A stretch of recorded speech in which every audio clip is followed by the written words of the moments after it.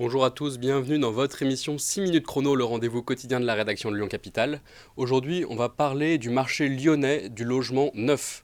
C'est un secteur stratégique puisqu'il est à la fois le thermomètre de l'immobilier et un outil d'urbanisme pour construire la ville de demain. Pour en parler, nous recevons Philippe Layec qui est le président de la Fédération des promoteurs immobiliers de la région lyonnaise. Bonjour Philippe Layec. Bonjour. Merci d'être venu sur notre plateau. On va rentrer dans le vif du sujet. Comment se porte votre secteur, le secteur du logement neuf dans la région lyonnaise actuellement? Bien, dans une conjoncture économique qui globalement n'est pas si défavorable que ça, le secteur immobilier souffre. Vous le savez. Alors, ce n'est pas le cas que de l'agglomération lyonnaise, hein, c'est français, c'est même international. On a une baisse de la production de logements qui est continue depuis 5 ans. Donc une vraie difficulté parce que nous n'arrivons plus, je dis nous, l'ensemble des promoteurs, les bailleurs sociaux, à satisfaire la demande, quel que soit le type de logement, qu'il s'agisse de l'acquéreur particulier, du locataire du parc social, du locataire privé. Donc une vraie difficulté pour laquelle il faut qu'on travaille tous ensemble afin de relever ce gros défi. Est-ce que vous identifiez des causes particulières dans les grandes lignes à ces difficultés? Alors, il y a différentes causes. Bon, il y a eu depuis 5 ans à la fois la grande révision du PLU, puis la crise sanitaire, puis la guerre en Ukraine. Donc tout ça, ça fait une hausse du prix de revient conséquente du fait de la hausse du prix des matériaux.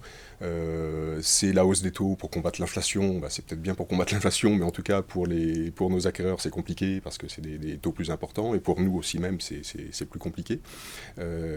Donc tout ça additionné à un phénomène, je dirais, récurrent depuis une dizaine d'années, qui est la difficulté que nous avons à obtenir des autorisations de construire, et bien ça fait un cocktail qui en ce moment est extrêmement complexe. Alors, est-ce que on peut vous envisager des solutions? Est-ce que vous êtes force de proposition auprès du législateur, auprès des élus, du personnel politique, pour voilà, essayer de sortir justement de cette conjoncture compliquée? Alors, ouais, c'est indispensable si on fait que dresser des constats, qui sont plutôt guéris en ce moment.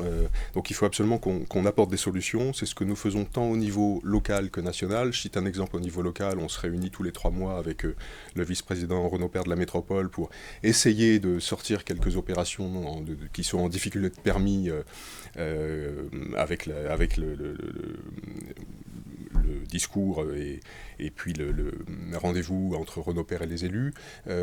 C'est aussi des démarches nationales qui consistent à aider les maires. C'est vrai que je suis souvent un peu critique avec les maires, on me le reproche parfois, parce que ce sont les maires qui signent les permis. Il faut aussi les aider, et les aider, une solution intéressante que propose la FPI, c'est de partager la TVA immobilière au-delà d'un certain seuil entre l'État et la collectivité pour redonner aux maires un intérêt à construire que certains, je pense, ont perdu aujourd'hui. D'accord. Alors, plein d'autres solutions, je n'en cite que quelques-unes dans Non, ce non, mais c'est court aussi délai. l'idée de, voilà, de donner une synthèse un petit peu. C'est tout à fait le cœur du sujet. Sans transition, j'aimerais parler un petit peu de la politique de l'État, qui est celle de la zéro artificialisation nette des sols à l'horizon 2050. Comment est-ce que vous recevez, vous, cette politique? Alors, c'est un sujet d'une grande complexité. Le but, hein, pour essayer de simplifier, c'est qu'en 2050, on n'artificialise plus de terrain. Enfin, le solde doit être à zéro. Ce qu'on artificialise, on le renature d'un côté. Donc il faut y arriver en 30 ans, moins de 30 ans maintenant, et avec un premier seuil en 2031 qui vise à diviser par 2 l'artificialisation. Je dirais que cette mesure, elle est indispensable. Elle nécessite 2 choses. Une, c'est qu'on la comprenne. Donc aujourd'hui, on attend les textes définitifs. Aujourd'hui, j'avoue, et c'est pas faute de m'y intéresser, que je n'ai pas tout compris. Donc on attend les textes définitifs.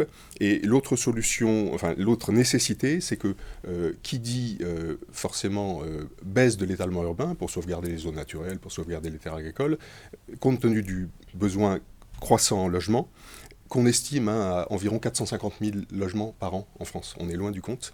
Ça va nécessiter de densifier dans les zones urbaines, de construire plus haut.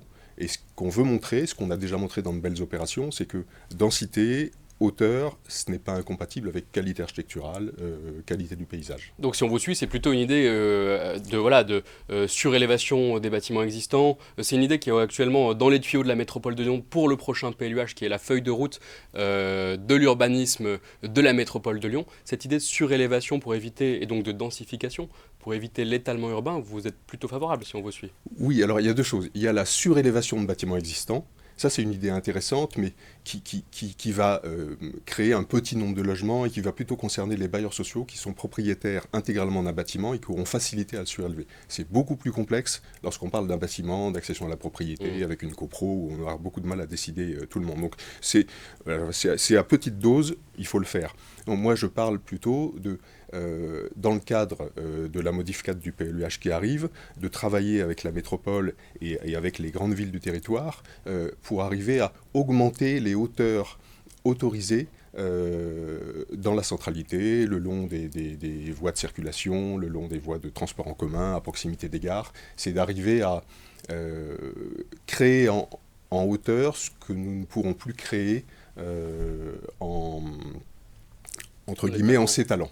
Et ce qu'on fait un peu aujourd'hui, lorsqu'on n'arrive plus à construire, puisqu'on n'arrive pas assez à construire dans la métropole, on va construire de plus en plus dans les extérieurs, et aujourd'hui on crée de l'étalement urbain. Donc il faut essayer d'inverser le processus. Ça va prendre un peu de temps, de discussion, de force de conviction.